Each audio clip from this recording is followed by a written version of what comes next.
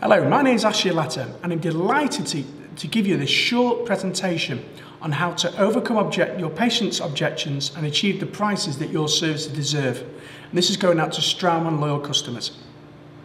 Do you ever get objections from your patients? They may say things like, "Oh, that costs too much," or "Why does it cost that much?" or "That's expensive." How does that often make you feel? Do you often find yourself as dentists getting a little bit defensive when that happens? You may say things like, "No, it isn't," or "It's a great investment," or "No, it's worth it." Often, when dentists get defensive, so does your patient. So what I'm going to share with you now is some 5 very simple principles you can use that will help you overcome your patient's objections and achieve the prices that your services deserve. So let's take money as an objection. The first step in the process is you need to show empathy to your patient. So for example, if they turn around to you and say, "That costs a lot of money," or "That's too much money," then what you need to do is show empathy.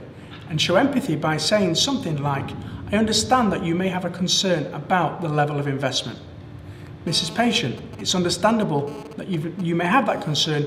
After all, you've never had this treatment done before." So what we're doing here is we're showing empathy with the patient, taking your shoes off, putting their shoes on, and seeing things from their point of view. Hopefully by now your patient should feel good and that you've really listened to their concern. And what they can then do then is move on to step 2. What step 2 is asking more information about the patient's objection. For example, let's take money. If it's money, it could be many things to do with price.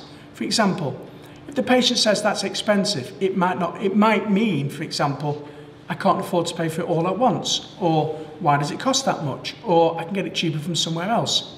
So if you're unsure at this stage what the objection is, go to step 2 and ask a question about the objection. And you can do this by saying something like, "Mrs. Patient, can you give me some more information about your objection? What is your real concern here?" Once you've got that, you can then confirm back to your patient exactly what their objection is. So now we know exactly the objection. We can then now move on to step 3. What step 3 is asking the patient if they've got any other concerns about the treatment. Now you might think this is a bit strange at this time. After all, they just hit us with this big objection. We don't want any more. But the best thing to do is ask them if they've got any other concerns. Why? Because if there's a second concern, often that is the major one for not going ahead. And the price often might be a smokescreen. And they've used the price as an objection because they may be embarrassed for what the real one. For example, they may be scared of the procedure, or they're frightened about going ahead because of a previous bad experience. So they may have used price as what we call a hidden objection. So once you've done that now, you've found out exactly what your patient's concerns are. You've showed empathy and you've got everything on the table. So you can now move on to step 4. And what step 4 is answering the objection. And you can do this many ways. Let's take each one individually.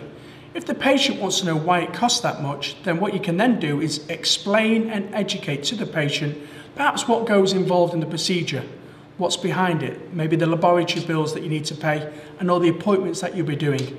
That way you're just explaining and educating to the patient.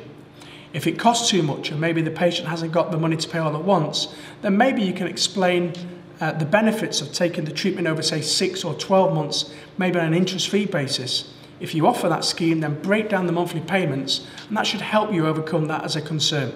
The third thing you can do, of course, is show evidence to back up what you say.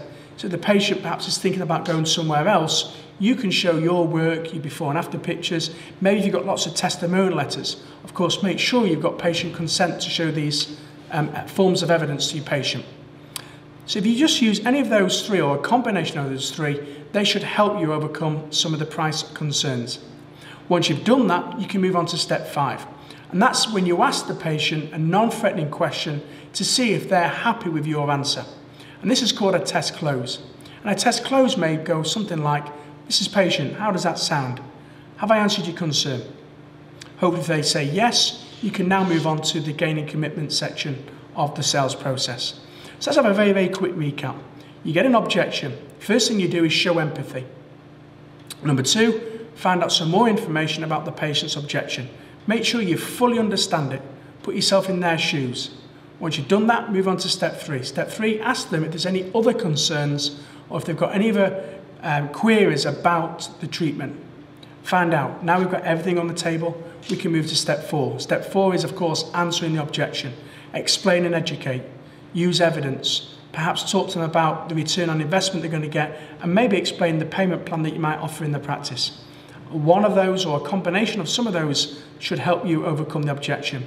And once you've done that, don't forget number 5, the test close. Ask the patient if they're happy with the answer that you've given. If it's yes, and it is, then obviously you can move on to the commitment step. If it's no, go back to step 2 and find out what their real concern actually is. I hope that 5-step approach will help you overcome your patient's objections and achieve the prices that your services deserve.